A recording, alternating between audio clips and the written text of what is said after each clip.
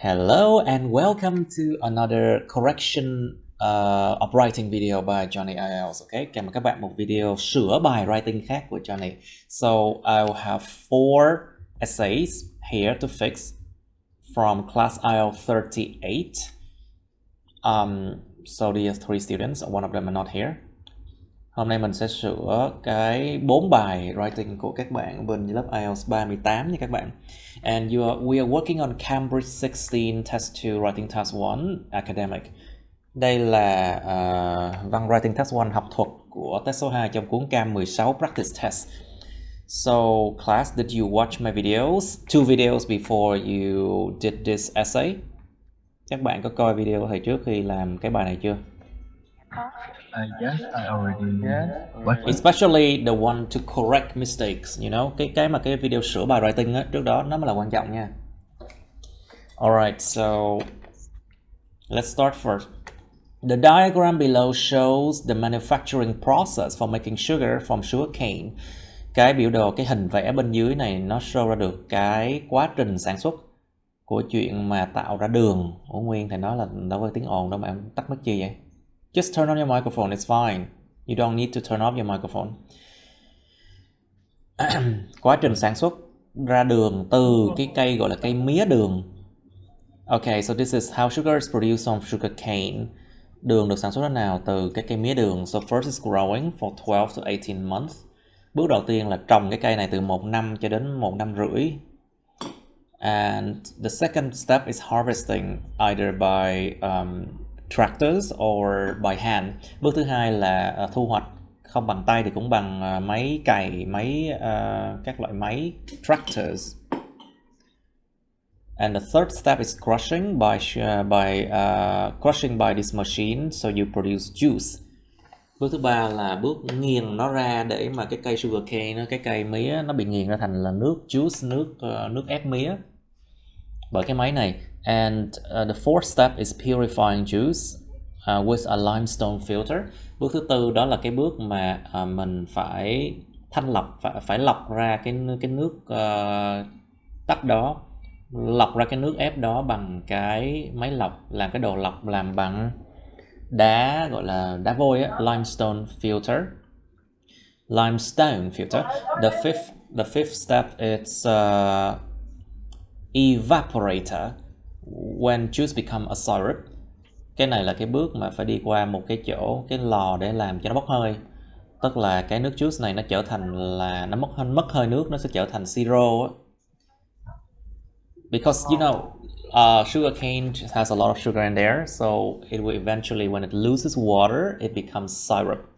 Mía đường thì đương nhiên sẽ có rất là nhiều đường trong đó, và khi mà nó bốc hơi nước đi thì nó sẽ tạo thành cái dung dịch, nó sệt lại, nó tạo thành siro, syrup. When a lot of heat is applied, thì rất là nhiều nhiệt lượng được sử dụng. The sixth step is centrifuge, when it separates sugar crystals from syrup. Bước thứ 6 đó là bước mà ly tâm centrifuge. Dùng được ly tâm khi mà nó xoay và nó tách những tinh thể đường ra khỏi cái siro đó. And the final step is drying and cooling when you have sugar already. Bước thứ 7 là cái bước mà gọi là làm khô và làm lạnh, làm mát khi mà chúng ta có đường sẵn luôn để xài. And let's see how my students do this. Xem các bạn làm thế nào nè. Okay. The process shows you how sugar is made from the sugarcane plant. Cách mà đường được tạo thành, quá trình sau cách đường tạo thành từ cái cây mía đường. Okay. Okay, it's fair enough. Vừa đủ. Dày. Looking from an overall perspective, nhìn nhận từ một cái nhìn tổng thể. Looking from an overall perspective, it is readily apparent, sẵn sàng, có thể dễ dàng nhìn thấy. What?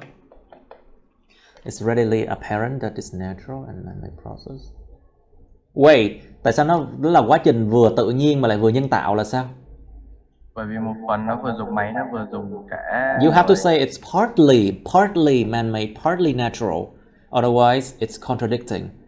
Em phải nêu ra rõ là một phần là tự nhiên, một phần là nhân tạo, chứ nếu không á là nó sẽ gây ra cái sự contradicting, nó gây ra cái sự mà hai bên nó đối nghịch nhau, người ta sẽ không hiểu.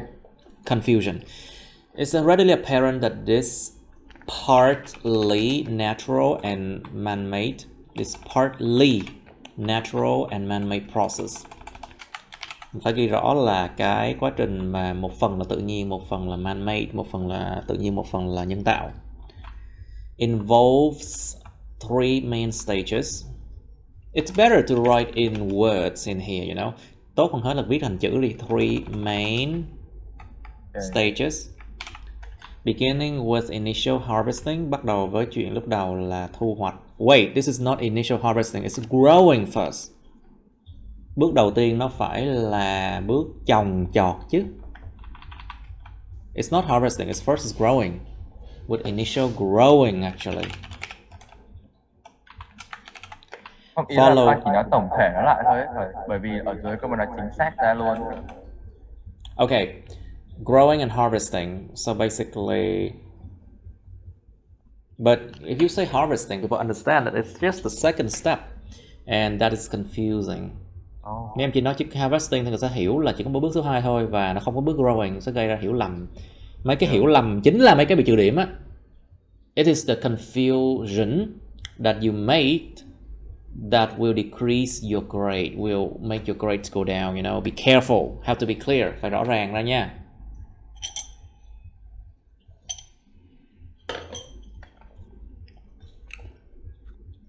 Beginning with initial growing, followed by with initial growing or harvesting,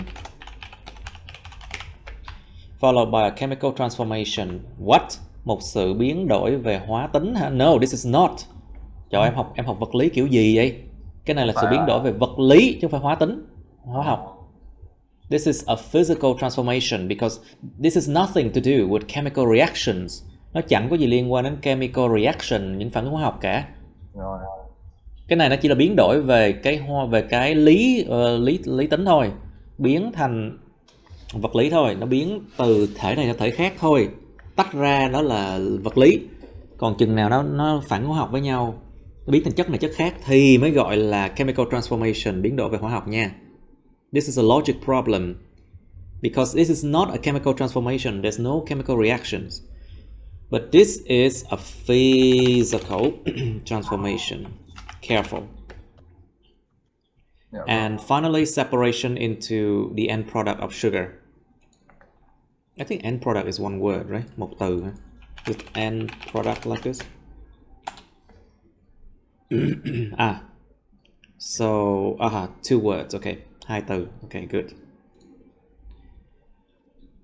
Và cuối cùng là bước mà separation into the end product of sugar. Và cuối cùng là bước tách ra thành sản phẩm cuối cùng là đường. The first stage is natural.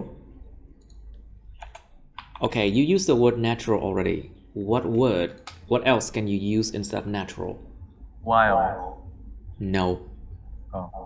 Cái từ hoang dã trong trường hợp này không phù hợp. It's not appropriate to use the word wild in this case. Organic. No, organic is not a good word in this case either. Bước đầu tiên là hữu cơ, sai. It is not organic. It's a first stage. You can say that the first stage doesn't involve human intervention. Bước đầu tiên nó không có bao gồm sự can thiệp của con người. But actually it does, because we grow it, we have to stick that plant there and wait for them to grow, right? Phải cắm cái cây đó vô xong rồi mới chờ nó mọc lên. Thì nó cũng cần sự can thiệp con người, đâu có tự nhiên đâu. It's not natural. Let's just say the first stage, it's time consuming. Nó tốn thời gian chứ. Because 12 to 18 months is like a long time, so let's say the first stage is time consuming.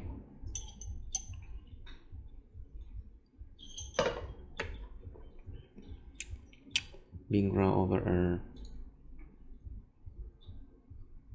12 12 to 18 month Chú period. mở cửa đi chú cơ.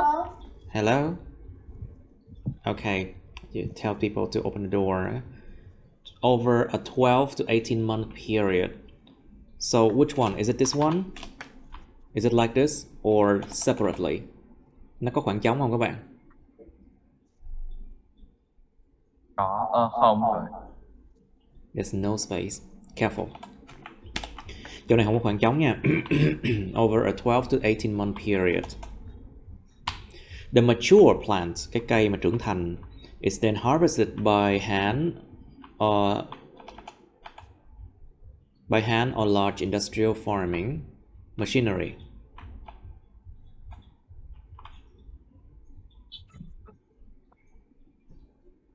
Large industrial farming machinery. Redundant. Quá dư thừa. By large industrial machinery.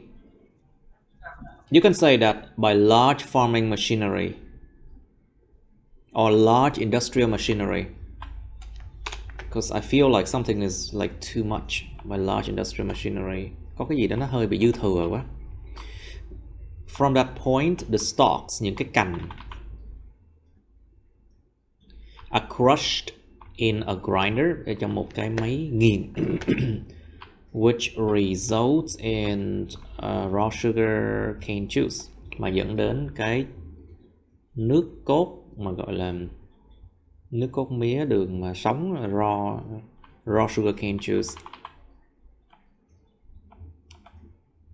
I don't think it's raw. I don't think raw is the right word.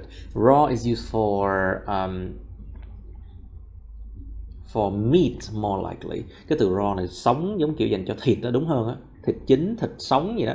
I think in this case you should use impure. Nó không có tinh khiết. Impure sugarcane juice. It's better to use the word impure because there are still a lot of things in the sugarcane juice to be purified, right? Có rất nhiều thứ trong cái nước sugarcane juice đó sau khi nó được nghiền ra, cho nên nó không có tinh khiết, nó không có pure. Impure sugarcane juice. The juice is then run through a limestone filter. Sau đó được chạy qua một cái limestone filter, okay. And poured into an evaporator, và được đổ vào một cái evaporator. During which time it is heated, mà trong thời gian đó nó được làm ấm lên.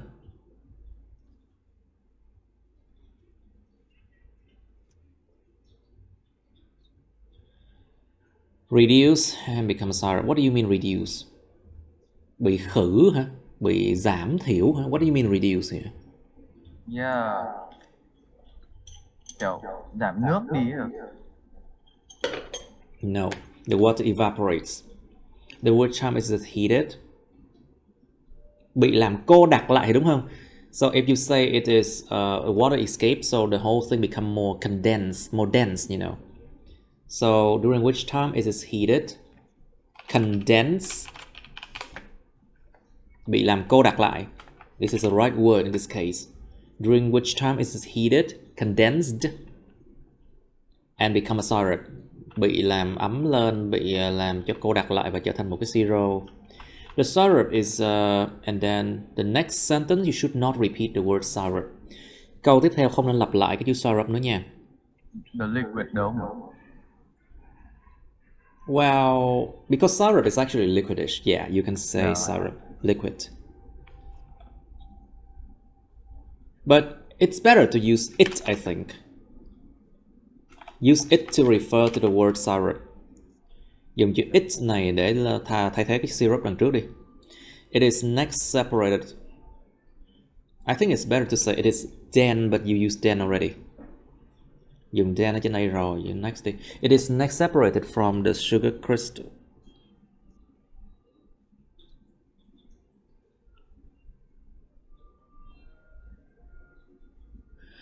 Careful.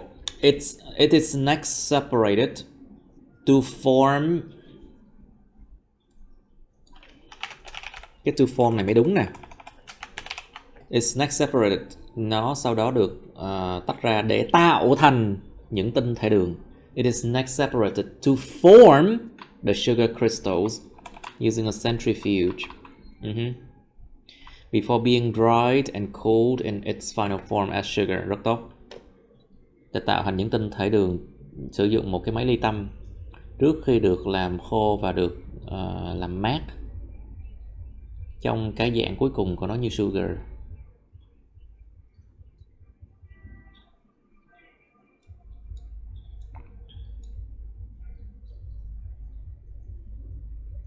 Nó phải là đến dạng đó chứ không phải là trong dạng đó. I think it's to its final form. Before being dry and cool to become its final form as sugar, I think.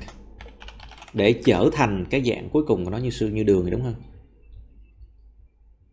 Tại vì cái tinh thể đó sau khi dry và cool xong nó mới thành đường nha.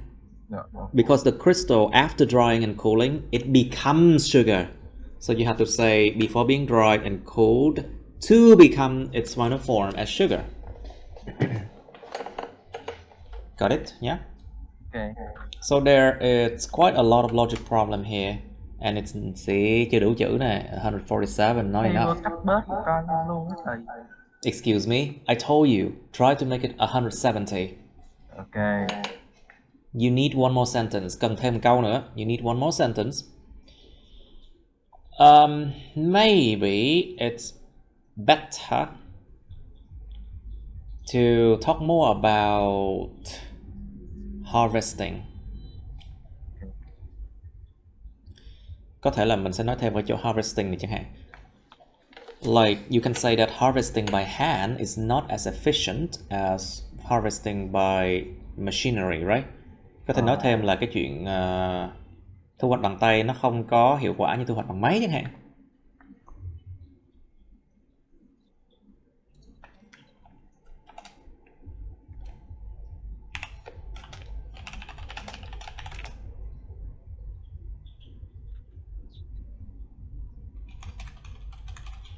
By or large industrial machinery.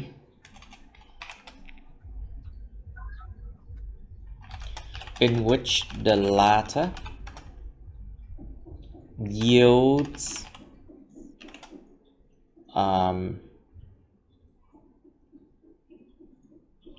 better result or yields sản sinh ra cái hiệu suất tốt hơn, yields better productivity and efficacy, và hiệu quả. Mà trong đó cái sau, tức là cái industrial machinery á, nó sản sinh ra cái sức sản xuất tốt hơn và hiệu quả tốt hơn. So this one, it's an extra information you can put in there. So put in so what is it called? Indefinite relative clause. Give extra information. Cho một cái thông tin phụ thêm như thế này để mà đưa vào một cái mệnh đề quan hệ không xác định để mà cho thông tin phụ thêm thôi. Mệnh đề quan hệ không xác định, indefinite relative clause đi. Okay. Okay, you can say the latter, in which the latter seems to. Nếu mình muốn cẩn thận hơn thì là có vẻ dường như thôi. If you want to be more careful, you can say seems to yield or appears to yield better productivity and efficacy.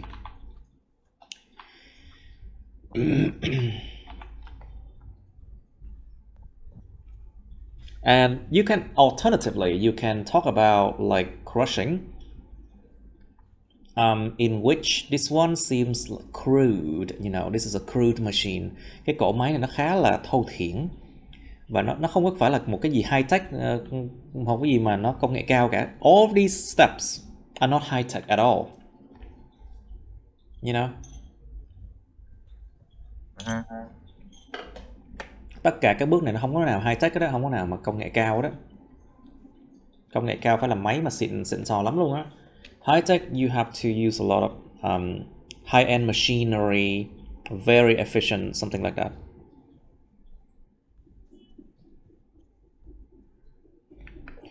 Okay. All right. So unfortunately, I still think there's a lot of problem with logic that you got it now. Because you have a lot of work to do, I understand. But your writing is very slowly improving. Bài writing của em thực sự là cải thiện rất là chậm luôn á. But I understand. You have a lot of work to do. Now, Miss Thanh Thảo, the manufacturing steps of how to make sugar from sugar cane. Cái câu này nó không có thành, cái này không thành câu nha, nó không đủ cái thành phần nha. This is not a sentence yet, Thảo. What's wrong? Nè, em đọc đi em sẽ thấy. Just read it and you understand.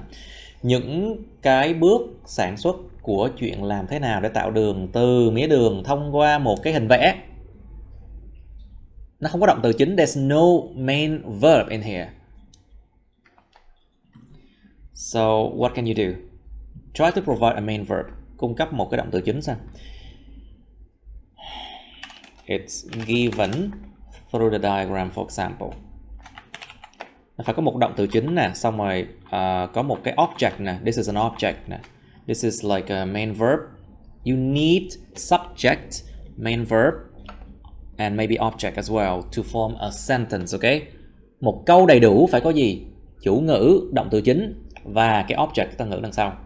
Chứ không, nó không thành câu nha. Otherwise it's not a sentence. Overall, khoảng cách, space nè. The sugar created by cái đường này được tạo thành bởi 7 bước thì đúng không? The sugar is created by 7 stage. And then this should be a new sentence. You know, cái này nên một cái câu khác luôn đi.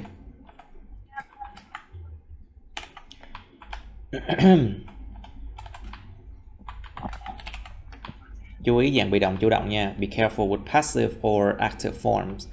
It is clear that the stages. Ok, em lặp lại chữ stage nè. You repeat the word stages now. It's clear that the steps, for example, are quite complicated and waste a long time. Waste a long time, tốn một thời gian rất lâu dài. Em có thể thay đổi cách nào? How can you improve this? Are quite complicated and spend a long time. Time consuming. Or you can say time wasting, or you can say quite complicated and are not immediate.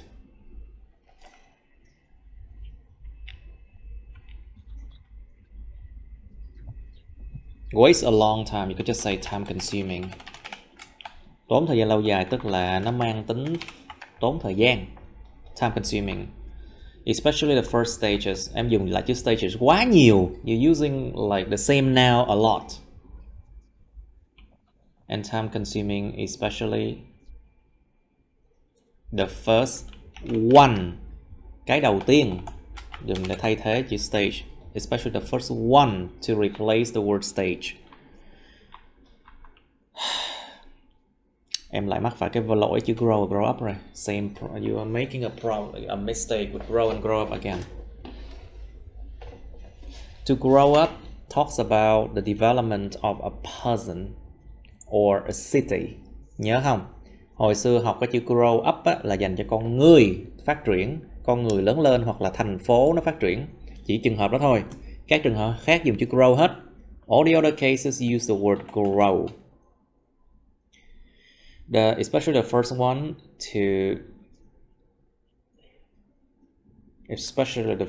of growing.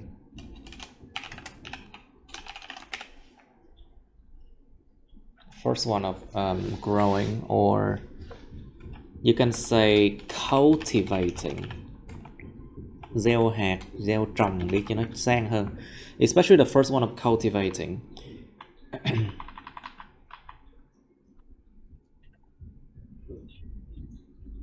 The other stages, the other ones are just carried out quickly. Những cái còn lại thì chỉ có được thực hiện rất nhanh thôi. Nghe như bạn nói đó. It sounds very spoken when you say the other ones are just carried out quickly. It sounds very spoken language. Be careful with this one. Cẩn thận cái giọng văn đó nha. Be careful with the tone. The other ones are carried out quickly. Firstly, sugarcane không dùng tương lai nha, mấy cái process dùng hiện tại thôi. For the process, you normally just use present simple, okay? Sai thì nè, wrong tense. Planted and taken care of by agriculturists. What is agriculturist? Let me check.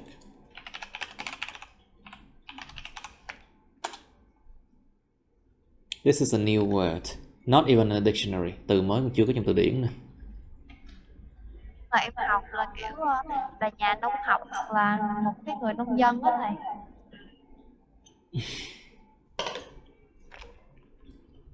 Why it had to be so difficult? Em không biết là em học từ cái cuốn sách reading ra. Oh, you learn it from a reading passage? Okay, fine. I'll accept that. Okay, chấp nhận.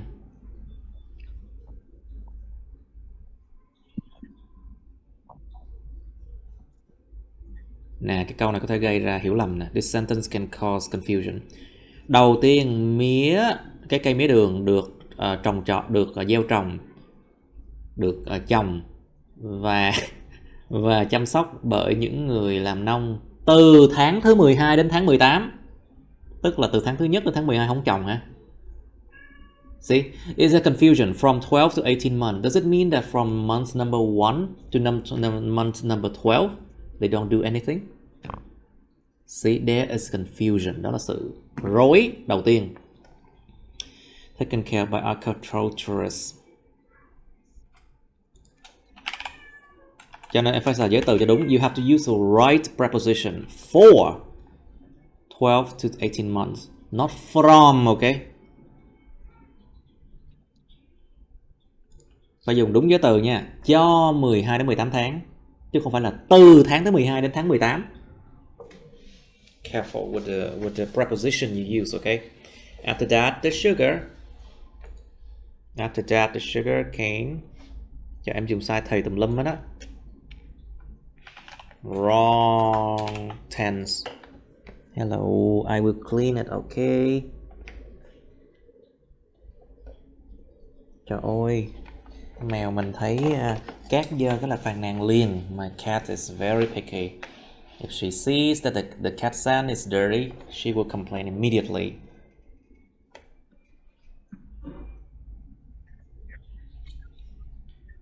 One of two ways that... What? Technic machine là gì? What is a technic machine? There's nothing called technic machine. Không có cái nào là máy kỹ thuật như like technic machine like this. Made by a... Let's just say a modern machine. Một máy hiện đại đi. A modern machine, it sounds much better. It has to be an adjective, you know. Nó phải là một tính từ đi trước danh từ chứ. It has to be an adjective before a noun, you know.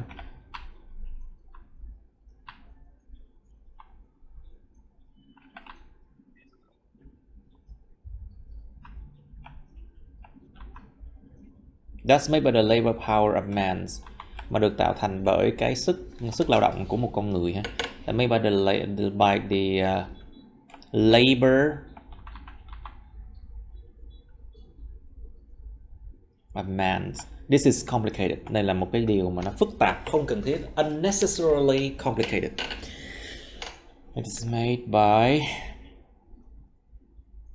by hand.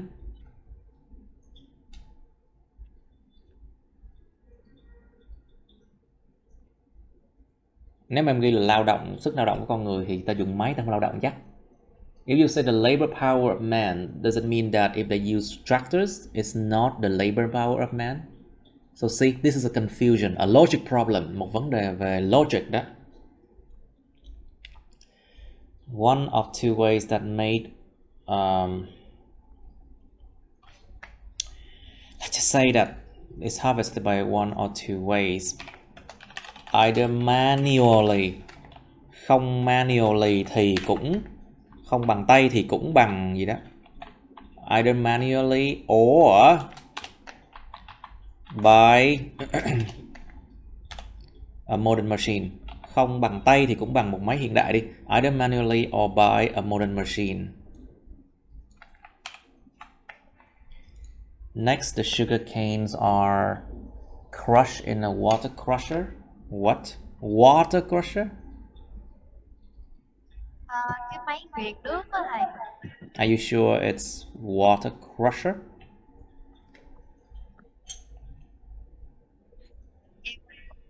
Em nghĩ cái máy nghiền nước này chắc là như vậy. Okay, fine.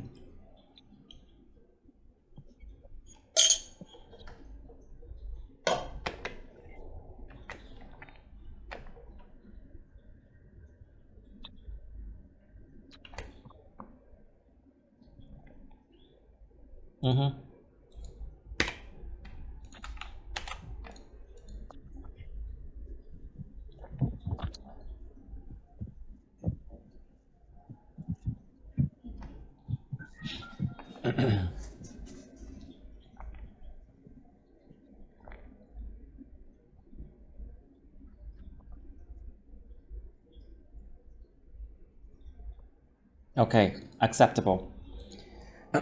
Chấp nhận được. Secondly, after the fluid is filtered clean. Sau khi cái chất dịch này được lọc cho sạch. After the fluid is filtered clean, it will be cooked in a pot. No, it's not cooked but heated. Làm nóng lên nó khác với lại làm cho nó nấu luôn á, nó khác nha. Being cooked and being heated are different.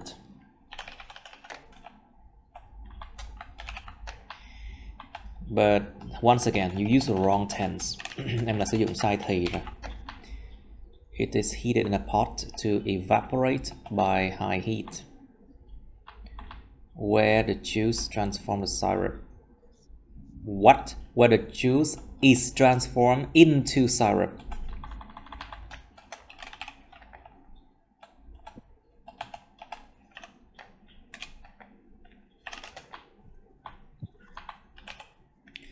Nơi mà cái chất dịch này được biến đổi thành cái syrup. Where the juice is transformed to syrup.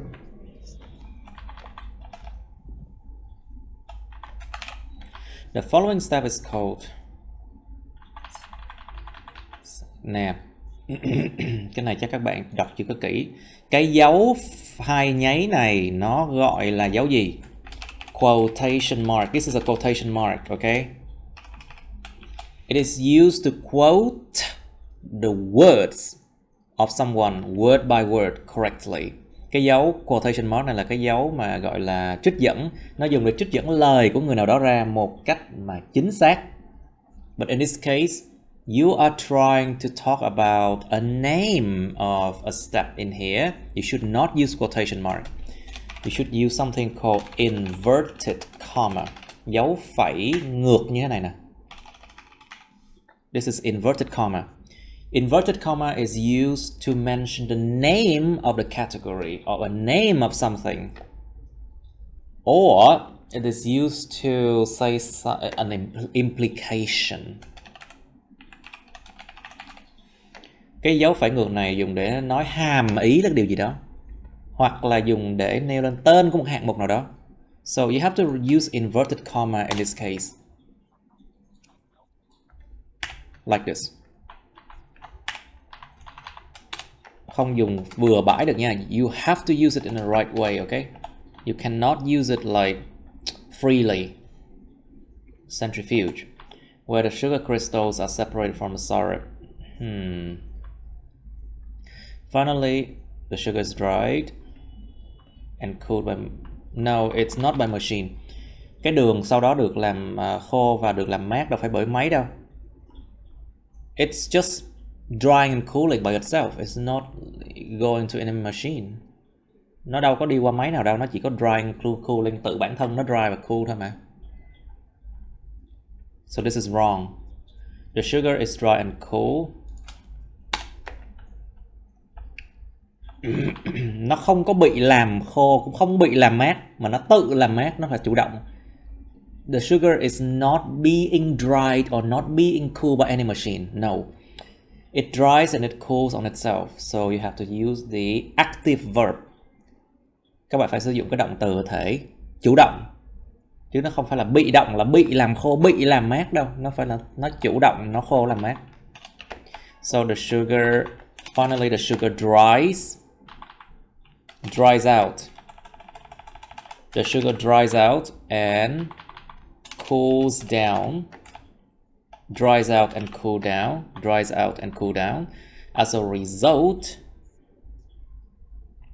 result, it becomes the final product. Và như một hệ quả nó trở thành cái end product, sản phẩm cuối.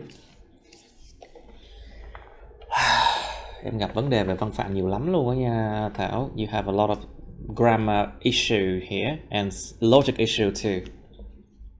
And this is just a simple task 1. Be careful.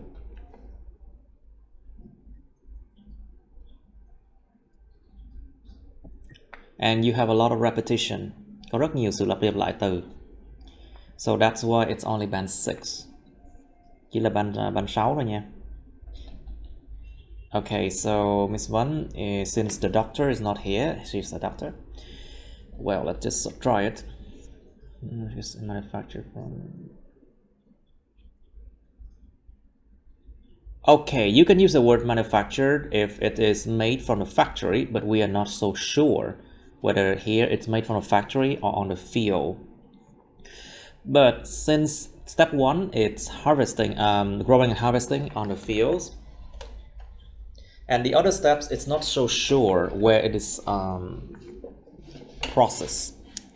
So I think using the word manufacture here is inappropriate. Cái từ manufacture là sản xuất trong nhà máy nha. Nhưng mà cái step 1, step 2 là trồng trong cánh đồng. Còn mấy step còn lại mình cũng không biết rõ nó được làm ở đâu. Cho nên dùng chữ manufacture này là gần như không hợp lý. Mình nên dùng từ khác. I think we should use a different verb now. Let's just say made or produced from sugar cane. Demonstrate in the diagram, okay. It's demonstrated on the diagram or in the diagram. It's demonstrated in a diagram, okay.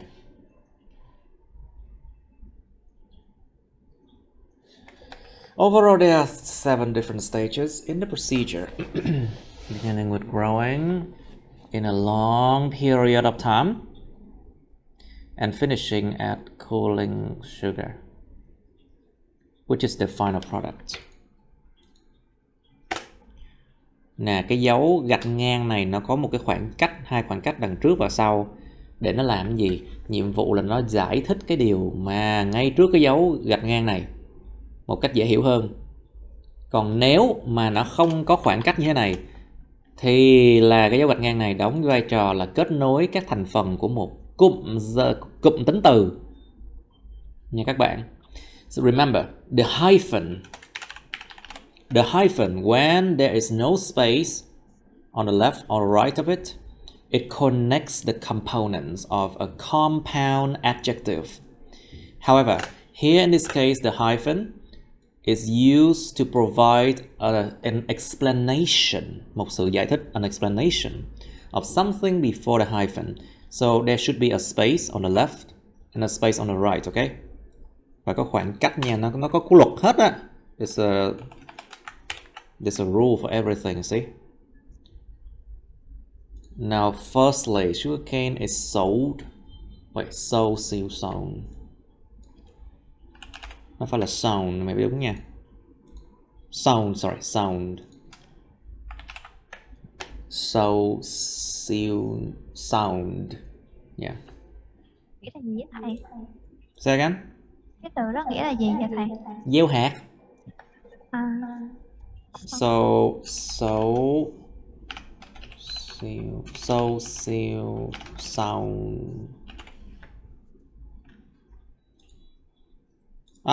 Siêu sound nha. Gieo hạt xuống. Like just to put the seeds on the floor, on the ground, so that the seeds can grow. Gieo hạt.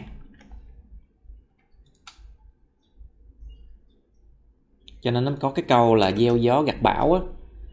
You reap what you sow. Gieo gió gặt bão. You reap nhận được những cái gì mà nó gieo hạt. You reap what you sow. Gieo gió gặt bão. Say again. Okay, Dạ. so Dạ không thầy, em nói okay, nhầm. never mind. Firstly, sugarcane is sown and cultivated in stretches of farmland, trong những cái dải đất nông nghiệp. Okay. After 12 to 18 months, the plant is harvested mechanically. Cái cây này được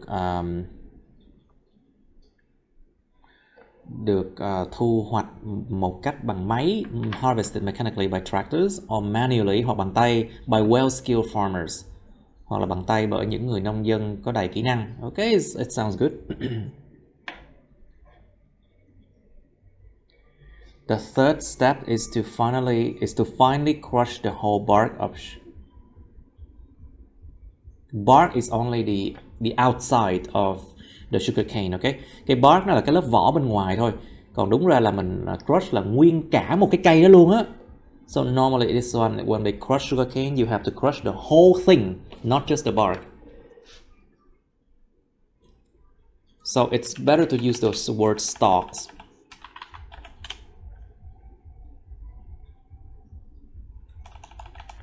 Nguyên một cái cây đó luôn á, the whole stalks, the whole piece, not just the bark, you know, not just the outside.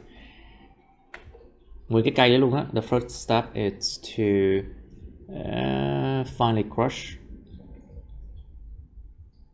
Nghiền một cách mà nó thành vụn nhỏ là finally crush nha. Mà trong trường hợp này đâu có vụn nhỏ đâu, nó chỉ nghiền nó ra cái bã thôi. In this case, you only crush it so it become like the trash. I mean, the stalks is still there. It's not like crush it to powder, you know. Nó không có được nghiền thành powder, thành bột đâu. So it's not finely crushed.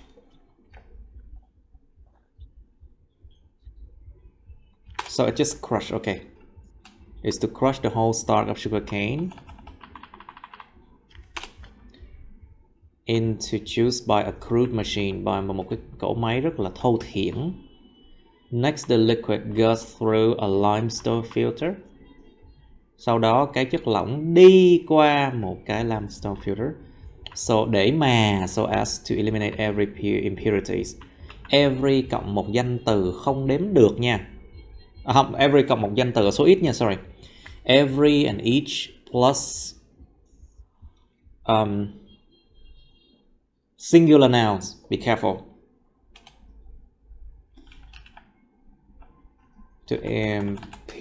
Let's just say to eliminate most impurities.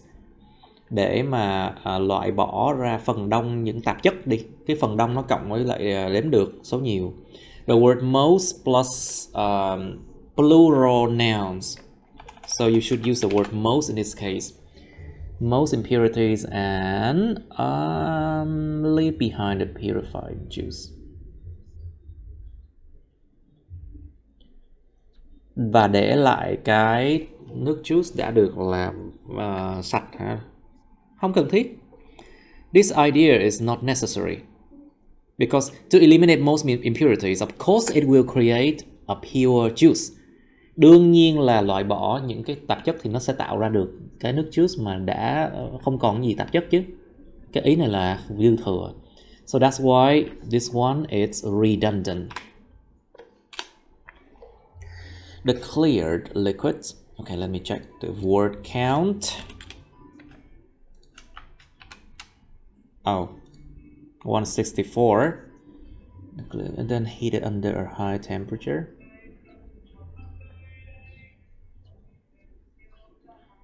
Called the evaporation.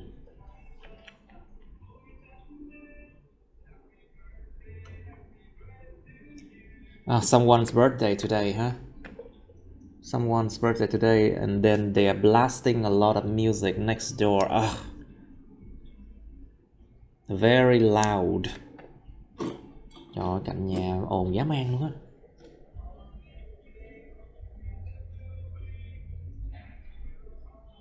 The cleared liquid is then heated under a high temperature.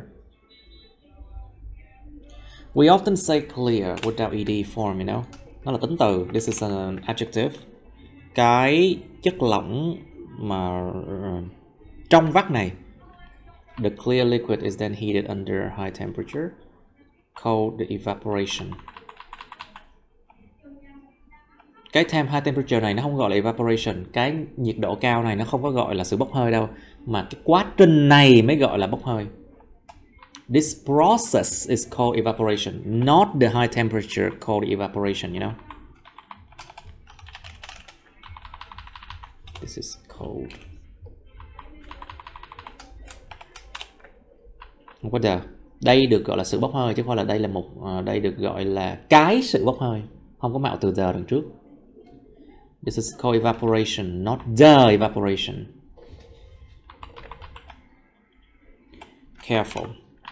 By this way, bằng cách này, any water in the juice is evaporated into the air, which condenses the juice,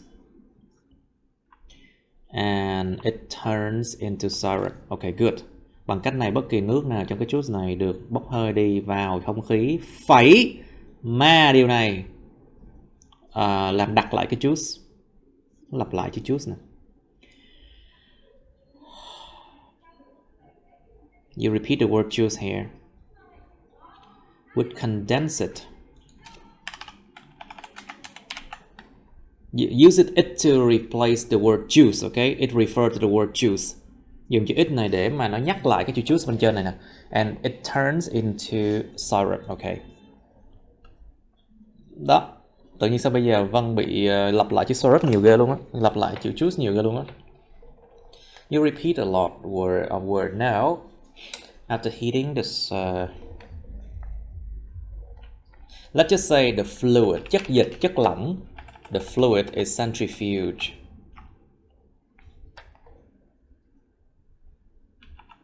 Or you can say the sugary fluid. Cái chất dịch mà nó đầy đường như vậy. The sugary fluid. Sau khi làm nóng cái chất dịch mà đầy mà ngọt ngào đầy đường như thế thì được ly tâm. After heating, the sugary fluid is centrifuged.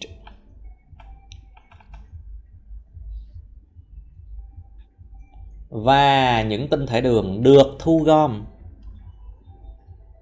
Phải dùng dạng động từ đúng của nó, phải dùng là bị động. You have to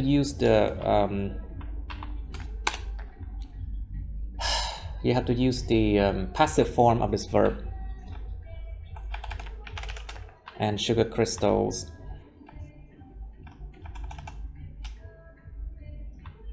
And sugar crystals are collected. Và những cái tinh thể đường thì được thu gom, được thu nhặt. At the end of the whole manufacturing procedure, ở cuối của nguyên cái quy trình sản xuất này, sugar particles, những tiểu thể đường, những cái tinh thể, những cái tiểu thể particles bằng của đường được làm khô và được làm mát ở nhiệt độ phòng. Cái câu này dùng dạng passive này là phù hợp nè. Được làm khô và được làm mát ở nhiệt độ phòng. Are dried and cooled at room temperature. Okay, fine. Ready to be consumed. Sẵn sàng để được tiêu thụ. Okay, good enough. But there are still a lot of repetition. Có rất là nhiều cái sự lặp đi lặp lại luôn á. I know that this task, it's hard to not repeat something, but you have to understand how to use referring to a noun and how to use different wording to avoid repetition, you know. Thầy biết cái bài này nó khó có thể nào mà paraphrase, khó mà tìm được những từ khác để tránh lặp lại, nhưng mà bắt buộc các bạn phải biết cách mà referring là cách mà tham chiếu nhắc lại bằng cách dùng chữ it chẳng hạn, và dùng những từ khác để thay thế nó chẳng hạn. Alright, so this essay, I think maybe 6.5, kind of, khoảng 6.5 á, something like that. Alright, Mr. Hoàng Nguyên, where are you? Yes, I'm still here. Oh, you there?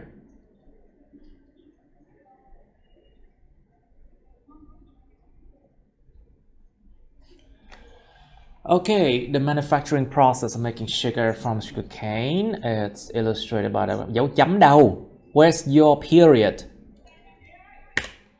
Remember, without proper punctuation, a minus point in grammar. Trừ điểm văn phạm nếu mà tự nhiên không có chấm phẩy đúng cách. Tạo tiền bị trừ mấy cái vớ vẩn, tại sao lại phải bị trừ như vậy? Why do you have to make that mistake? Can you just be more careful? Không cẩn thận hơn được sao? Trời, giờ bật nhạc sàn nữa hả? Oh no, they are using EDM now. And Việt and Việt EDM, oh my god. It's so loud. Now I can hear it very easily. Overall, the process has 7 stages. Người ta sẽ không nói là quá trình này có 7 bước, mà nó nói là there are 7 stages in the process. Remember, we don't say the process has 7 stages, we say there are 7 stages to the process.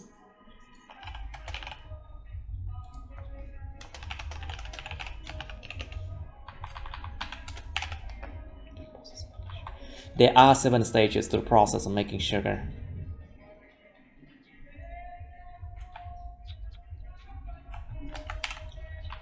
Cái chữ có mấy bạn cứ sai hoài à. Cái chữ có. Why you always make mistake with the word have or has? Just say, if something exists, you say there is, there are.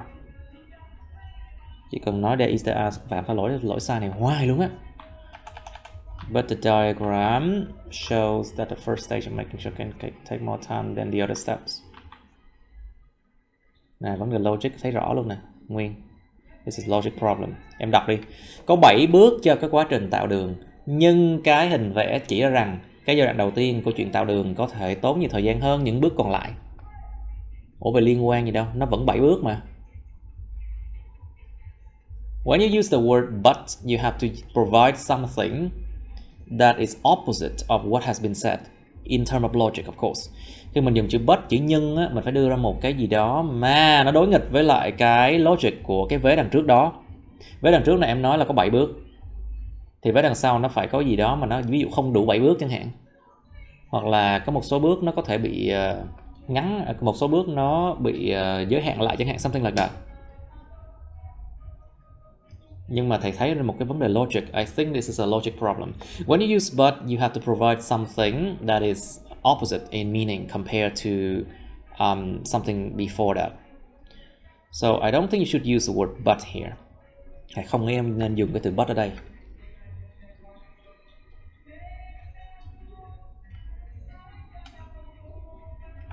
So use the right conjunction, phải dùng cái từ nối phù hợp nha.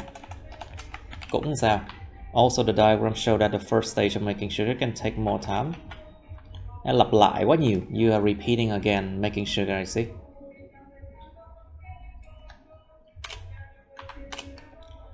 Đầu tiên em đã nêu là cái chuyện tạo đường rồi, thì người ta biết là giai đoạn đầu là giai đoạn gì rồi. Người ta tự hiểu.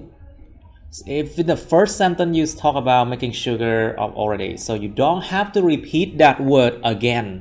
Không cần phải lặp lại nữa nha. Là câu thứ hai. In the second sentence, you do not have to repeat that making sugar again, because people understand it already. The first stage can take more time than the other steps.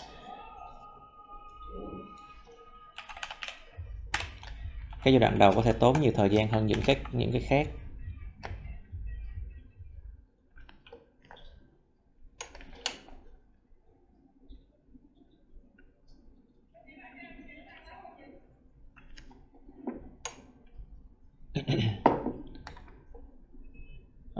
Okay, let's continue.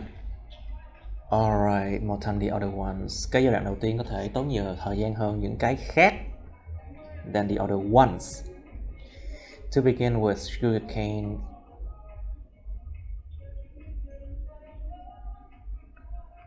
Để bắt đầu cái mía đường này có thể tốn. Đằng sau những modal verb như can, could, may, might phải là động từ nguyên mẫu nha. After modal verbs like can, could, may, might, should, you should use verb in its original form, okay?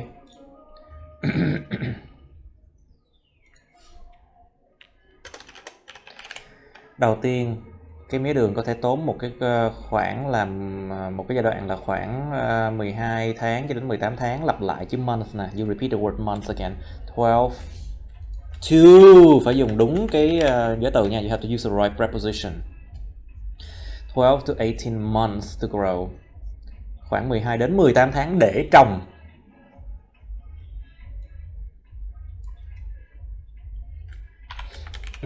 Before harvesting, trước khi cái bước mà thu hoạch. After growth, sau giai đoạn phát triển. After growth, there are two.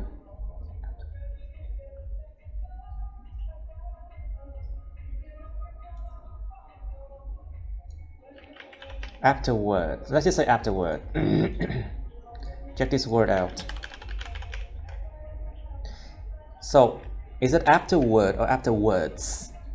So, in UK it's afterwards. Ở nước Anh thì là nó dùng chữ afterwards, nhưng mà ở UK, US có thể là afterward không có s.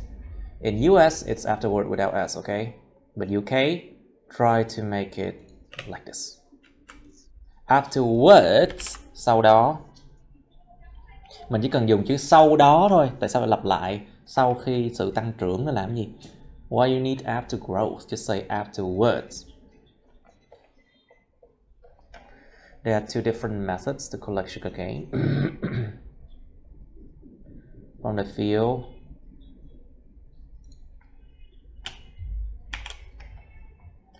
Cái chỗ này là đưa ra một cái ví dụ, đó có thể dùng cái dấu 2 chấm này. You can use this mark. I don't remember what it's called. Let me just. What is this one called? Colon. Punctuation is a colon. Cái dấu colon, dấu 2 chấm này. This colon is used to provide an example of what you are talking about. Đưa ra một ví dụ. There are two different methods to collect sugarcane from the field. Colon, manually using a sickle. A what? A sickle nha. Cái liềm là cái sickle nha. A sickle. Or by an industrial reaper. What? Let me check this word. Reaper. Aha. A machine cut or collect crops. Máy gặt hả? Who cuts, a person who cuts and collect crops by hand, okay.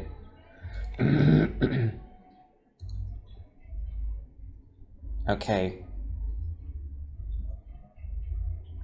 Có hai phương pháp khác nhau để mà thu gom sugarcane từ cánh đồng 2 chấm.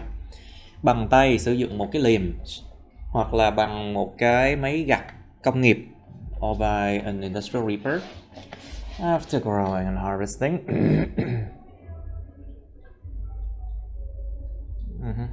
Lại gặp vấn đề với chữ grow up và growing rồi, thôi thua rồi hai bạn ơi. You still have a problem with the word grow and grow up. I told you grow up is used for human growth and city how it grows. Only that case, those two cases. Cái chữ grow up dùng cho hai trường hợp duy nhất thôi. Thứ nhất là sự phát triển của con người, quá trình phát triển con người qua từng giai đoạn, ví dụ từ con nít lên đến người lớn, già đi. Hoặc là quá trình phát triển của một cái thành phố. Chỉ có hai trường hợp đó thôi. Trong trường hợp này cây nó lớn phải dùng chữ grow thôi. In this case, I think you should not use the word grow up. It's just growing. After growing and harvesting. Sugarcane will be put into a crusher. It's crusher. Mấy đường sẽ được đặt vào một cái máy nghiền, a crusher, and start.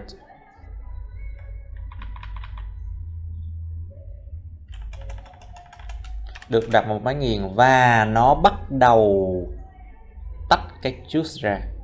Nó phải là dùng động từ có thể chủ động không? And it starts to extract the juice. So it here stands for the word, it refers to the word crusher. Cái chữ it này nó nhắc đến cái từ crusher nha. Và nó phải chủ động. You have to use the active verb starts here. It starts to extract the juice. This juice, and then don't repeat the word here.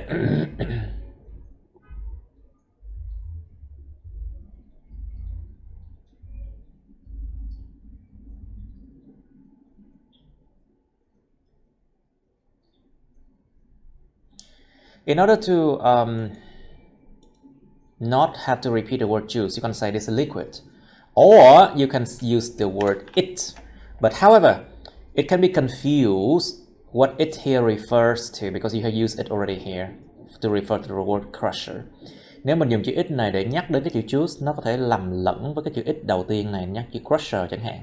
It này nhắc đến cái gì người ta sẽ bị lầm lẫn. So if you use it here, you people can confuse what it refers to.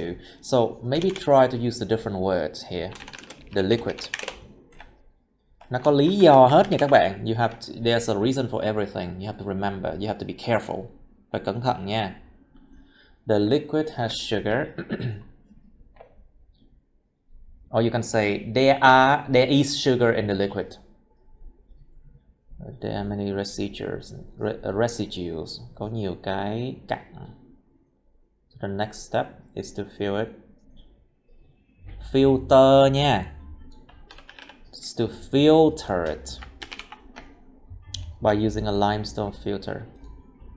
Này động từ, cái này là danh từ, không sao đâu. This is a verb, this is a noun, so it's okay. No repetition. Cái bài này các bạn bị thậm tệ luôn cái lỗi về lặp đi lặp lại từ á. So in this task 1, you make a mistake of repeating words a lot.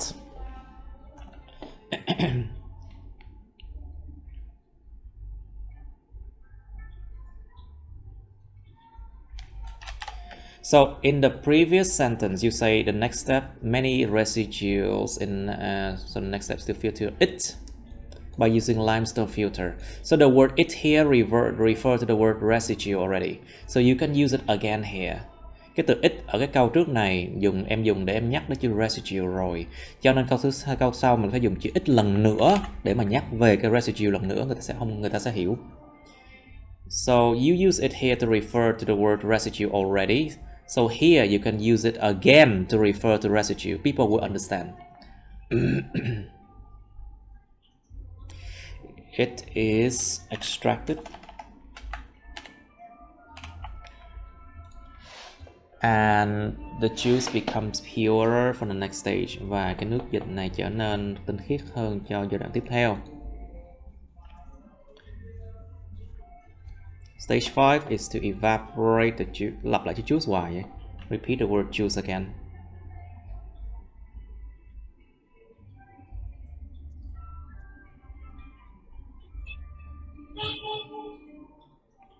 And turn it to syrup under heat. The following step is called centrifuge. Nè, em bị cái lỗi y chang như hồi nãy nè. Phải dùng cái dấu phẩy ngược này nha. You have to use this inverted comma, okay? In this case. When you want to mention the name of a step, nhớ nha Nguyên, nhắc đến tên một hạng mục hoặc là dùng hàm ý thì dùng cái dấu một nháy này thôi.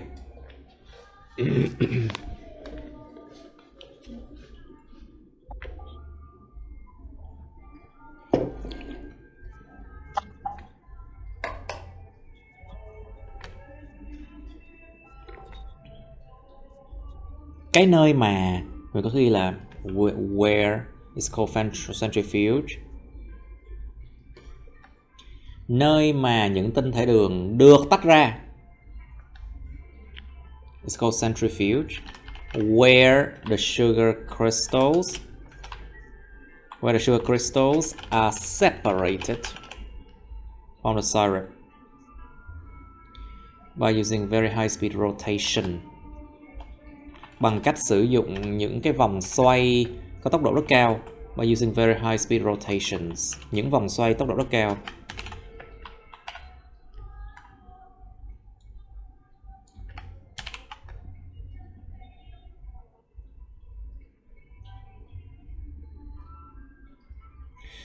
In the final stage, em dùng chữ stage quá nhiều.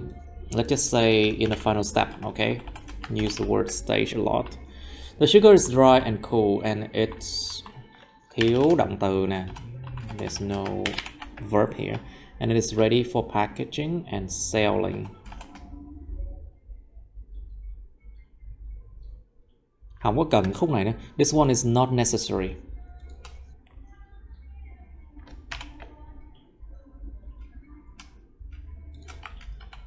$175 and this is 175 already, you see.